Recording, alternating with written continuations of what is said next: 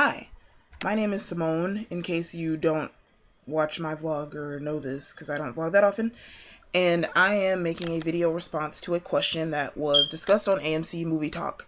I think it was today.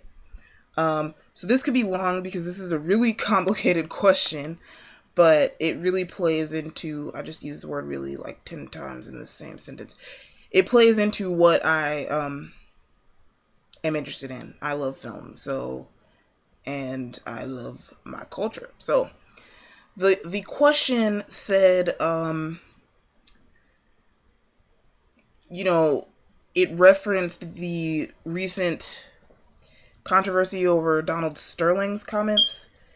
If y'all don't know those, man, I can't really repeat them. I could, but so, and then it said, like, is there racism like that in Hollywood? Because, there are not that many A-list actors.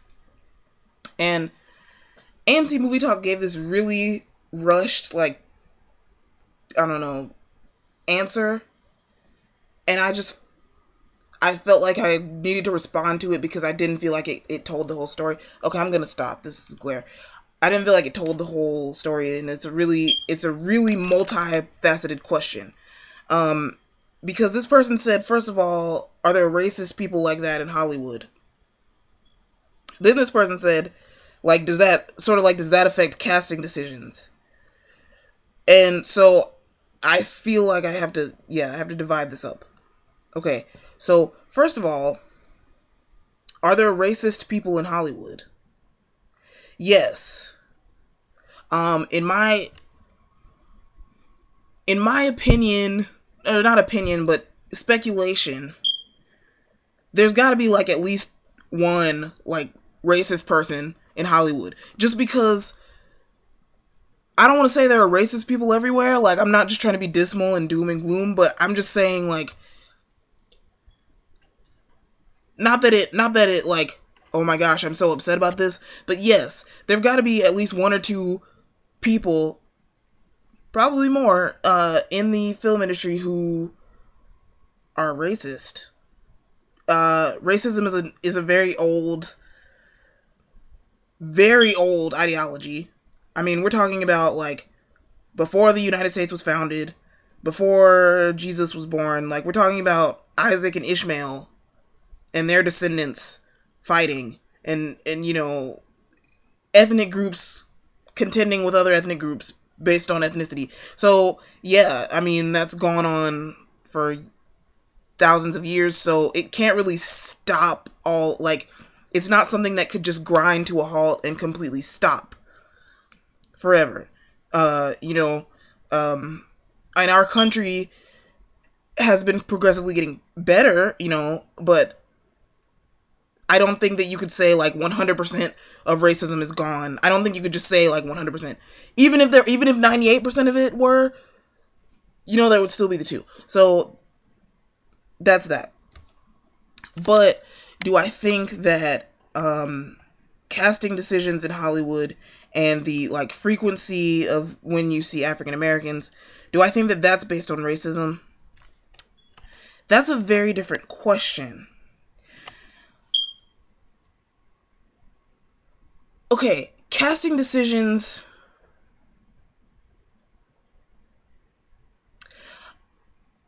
I have a theory, and I sort of have a theory a little bit. It's that, say, like, there's a director today. Let's just pretend this director is 50 years old, right? So when he was a kid, it was the 60s. And most of the people that he saw in movies were white people. Whether the director is white or not, I'm just, most of the people he saw in movies were white people. And then he went to the 70s, and black people increasingly started getting in films, but it was kind of a limited. I mean, there have been black people in films for longer than that, but I'm saying it was like limited scope. So usually the regular people, quote unquote, were white. So this director who's 50 years old has grown up seeing a lot of white people, whether he is white or not. So when he's told to imagine a character what's the first character that he's going to imagine? Usually he's likely to imagine a white person. I don't think this is because of racism. I don't think it's because he has any personal vendetta against African Americans or against Asian Americans or against like dicey people or any other group. I don't think he has any personal vendetta against any other group. I think it's just that what he grew up with became normal in his mind. And so seeing white people in movies became normal. And so making movies about white people just became normal.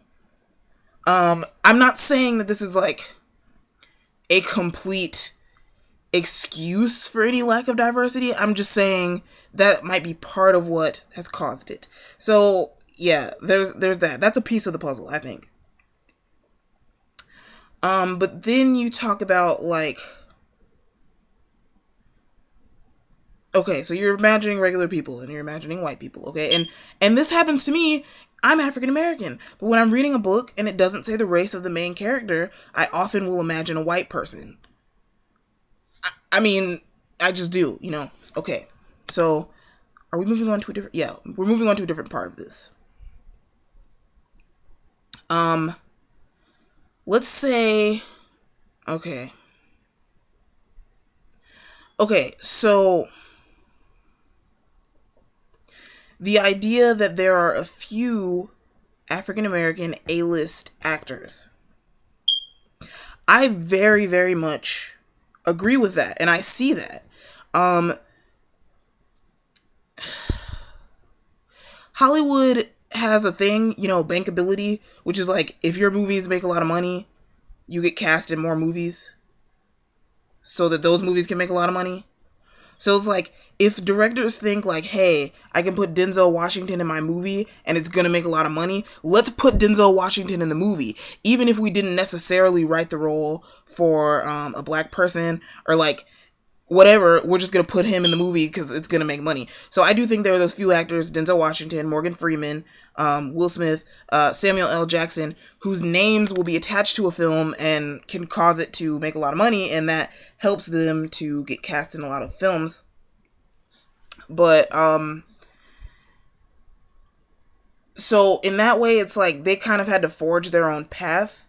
They kind of had to defeat the odds, if you will. Yeah. That's what they had to do. So,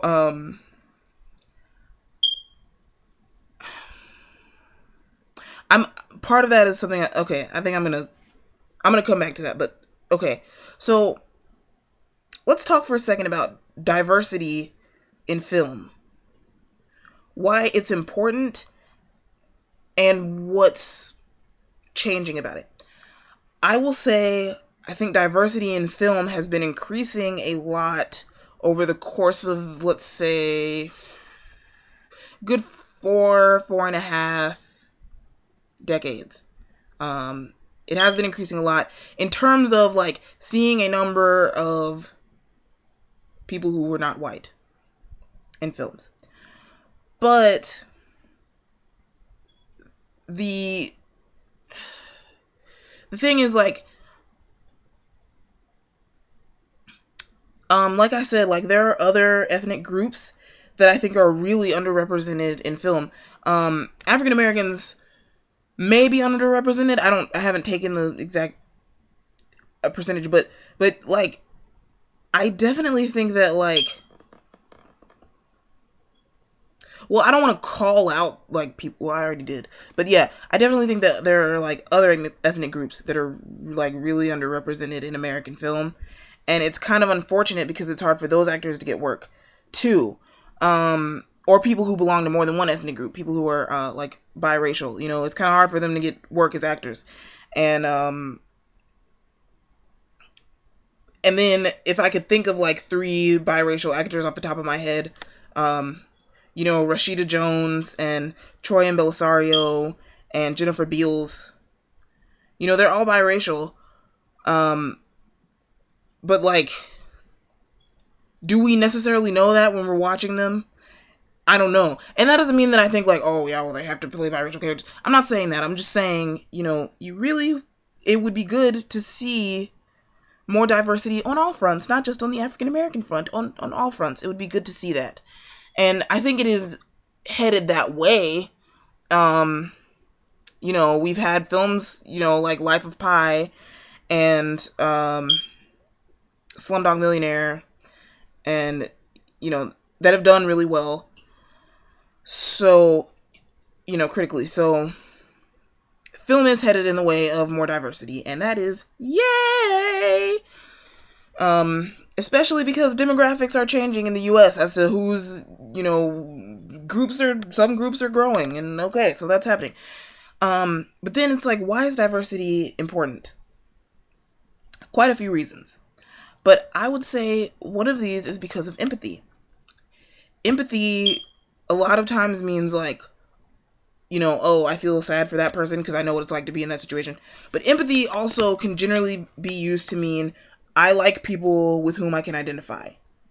Not to say that I don't like other people, not me, but like a person. Not to say that a person doesn't like other people, but often it is a nice...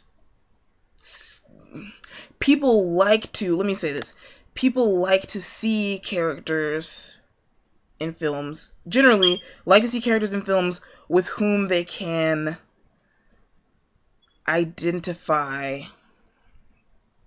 to one extent or to another.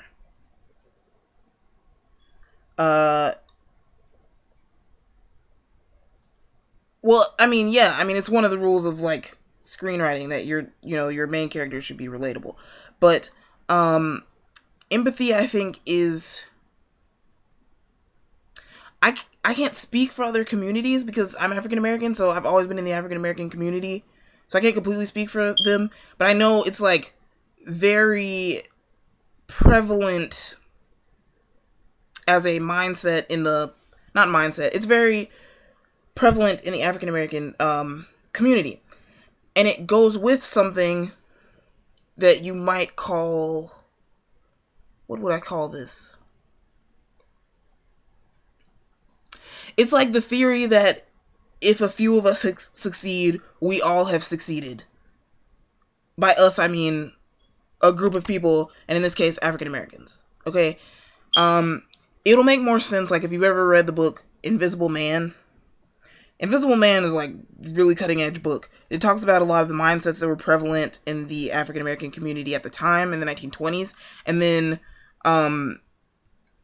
I would say, like, most of those mindsets are still around today, and that's, like, whether they're good or bad, or whether they're some part good or whatever. Anyway, so that's a great book. But anyway, it just talks about how, like, the success of a few people from the African American community is often kind of generally viewed as the success of all of us, or if not all, many.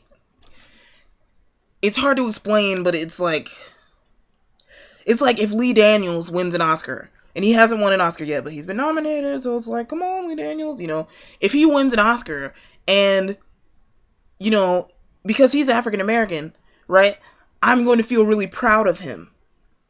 Not just because, dude, you won an Oscar, but because, dude, you show that you can be black and win an Oscar. So, I feel... like hopeful and uplifted, and I almost feel like in a way that's my success too, or that's our success too. We're rooting for him a little bit. And so a lot of times, because of this mindset, when a film has a predominantly black cast, you'll see a lot of black people go and watch it. And I use black and African American. I use both of those terms, so yeah, I don't have like a preference of either of the over the other. But anyway, you see a lot of black people go and watch that film. Sometimes they watch it and they don't like it, and they'll tell their friends like, hey, like, this is messed up. But generally that gets a pretty good audience. Even if those movies are panned, they often get a pretty good audience. So in that way, diversity is good, because diversity in the film industry allows more of us to have empathy. It allows small children to see a superhero and be like, hey, that superhero looks like me. Now I really want to see the film. Parents want to take their kids to that film. Especially older parents or grandparents who remember a time when it was really, really different and segregation was happening. Okay, I'm not gonna go. Hopefully y'all know American history. So that's what. So yeah, empathy is good, and the whole mindset of community success. Okay, that's a good reason for diversity. Not just more African Americans, but more other groups that are underrepresented as well. Okay, but then we have a little bit of a conundrum here. A little bit.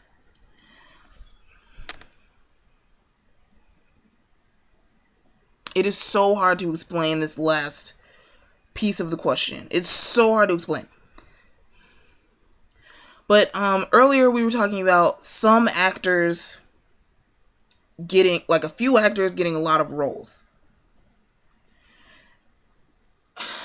Okay. Now, think about Will Smith. He's well liked, generally seen as funny, etc. His movies make a lot of money. Except for After Earth. Now, After Earth, he produced this, and it was like he, I guess, hadn't acted in a while. He produced this film and cast himself in it, which is, often a good idea if you want to be in a movie, produce one and cast yourself in it, even though some of us may not have the financial resources to do that just yet. But hey, work on it. Anyway, here's my point. I thought that After Earth was the worst acting I've ever seen from Will Smith.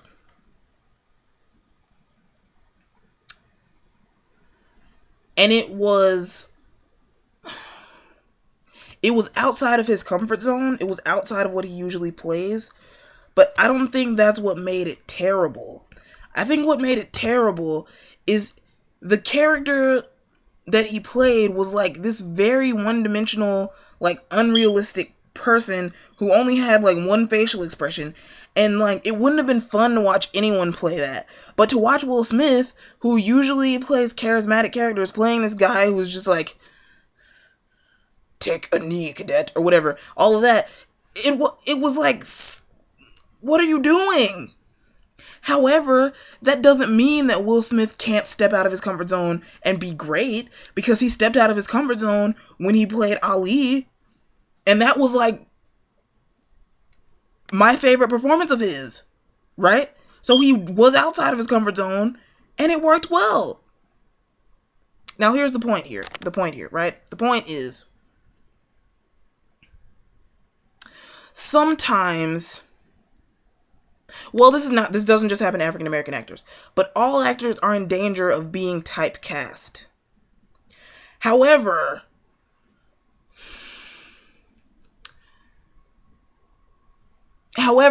it's tough when you see like people getting out of that mold, and then it's like, darn, that failed. Because I don't necessarily want to see him go back to that comfort zone. His typical character is funny, but like, I've seen Will Smith do the same thing over and over again. The same persona. And occasionally it didn't work. He did that same persona that he usually does in The Legend of Bagger Vance, and not only was that a terrible film, but his persona was totally anachronistic to this like 1930s film. Whatever, 1940s, whatever. My point. I'm sorry. My point is, some African American people that I have spoken to, and myself included sometimes, are dismayed by the lack of real variety in the movies that are about African Americans. Sometimes we feel like the movies are repetitive, or sometimes we feel like there are certain types that actors are limited to because they're black, or they're mostly limited to unless they like manage to like really, really work and get out of that, and we don't want them to be limited to certain types of roles, especially if these roles are not flattering to us as a community. What do I mean by that? Okay.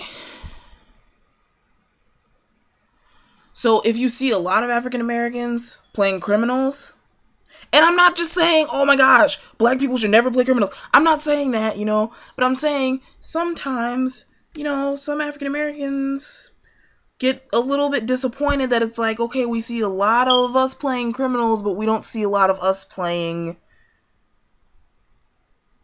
business people, or like, the good, I don't know,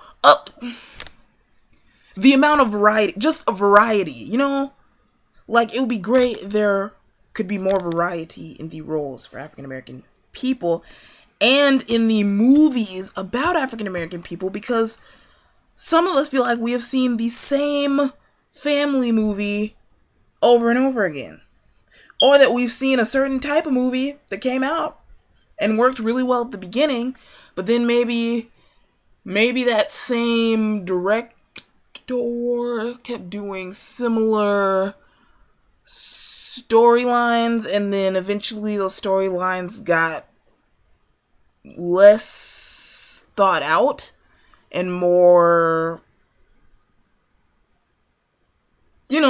bad. This is all subjective, I know. Like, what movies are good and what are bad, what movies are bad is subjective. But, yeah, some African American directors have, like, well, some other directors, too, have, like, a certain niche, and it's like they direct a certain type of thing over and over again. But if you're, like, making predominantly black films, and they all start to look the same, it can be really unfortunate. Yeah. So I don't want to get in trouble. So I'm not like naming names or anything. I'm not calling anybody out. And no, I wasn't talking about Lee Daniels. I love Lee Daniels. Anyway. So yeah, so sometimes that's a concern in the community. We just don't want to get stuck. Like, just stuck playing the same roles over and over again. Or stuck with kids watching these movies and getting this idea that, yeah, there are black people, but they all act this certain way, or they all do this certain thing, or they all wear this certain thing, or they all talk a certain way, or they all blah, blah, blah, blah, blah. Because, honestly, like, we're a huge group of people, so there's a lot of variety. I'm just saying. Okay. Wow, that was kind of a long rant. Okay. And, here's the last thing here. Is that Hollywood does change. Movies do change. The things that I'm talking about that should change are changing. For example, recently, a movie with an all-black cast came out, and it wasn't a family movie. It was a thriller. I forgot what it's called. And I didn't want to see it. But, because it looked really scary. But it had Forrest Whitaker or something. But, so, Fruitvale Station, for example, also, is a unique film, because it talked about a very recent issue facing the African American community. So, and it was good. It was like not, yeah, in my opinion, it was really good. And okay, and The Butler was really good. And so, variety is happening. Stuff is happening. 12 Years a Slave, just won Best Picture. So, things are changing. So I'm saying, don't be dismayed by like, oh, well, things are changing, sometimes things take time to change. But also, I just want to say this. If you want to get into the film industry, I don't care if you're like black, white, green, I don't care if you have 4 arms. I don't know where that came from. Do it. Get into the film industry. Be determined. Just decide nobody is going to stop you. As a matter of fact, whatever you want to do, I'm sorry if this sounds really cliche, but sometimes this needs to be said. Do what you want to do. No one was going to tell Denzel Washington, oh, well, you can't be an Oscar-winning actor, or you can't be like a really... Has he won an Oscar? Wait, I have to double check that. But no one was, he didn't let anybody tell him, like, No, you can't do nothing. He was born during the era when people's birth certificates would say the word colored. When water fountains said colored and white. He was born back then. He might have been like 10 when the Civil Rights Act was passed. But I'm saying he did not let that keep him back. He decided he was going to do it. If you are going to get into the film industry, decide to do it and then get your butt in the film industry. Do it. Don't let somebody stop you. And don't let somebody make you feel bad. Okay, you know what? Never let anyone make you apologize for the color of your skin. Never. Okay? I don't care if there are 100,000 Donald Sterlings. I don't care how many there are of them. I'm sorry, that sounds really weird. Okay, I don't care how many people want to tell you that you're less than somebody else because of the color of your skin. You're not. And you know what? You don't need to listen to them. You are a strong, beautiful person exactly the way that you are. The way that you are. So do what you are going to do. Just don't let people inhibit you, and they won't inhibit you. I am saying, if you're gonna be an actor, be an actor. If you get a lot of rejections and you're not getting cast in roles, and a lot of these roles are not for your particular demographic, guess what? Make a Kickstarter, make your own film, cast yourself in it, and just don't let anyone stop you. That is all I'm saying. Okay? So yeah, this video just got really long. But really, yeah. So even though I disagreed quite a bit with AMC Movie Talk, I love AMC Movie Talk. So this is not any kind of like, oh, it's not like that. It's just my response. So, I'm probably going to write all this down if you don't feel like reading it. I mean, watching it. I'm going to type it and blog it. So, thank you so much for watching, and see you later.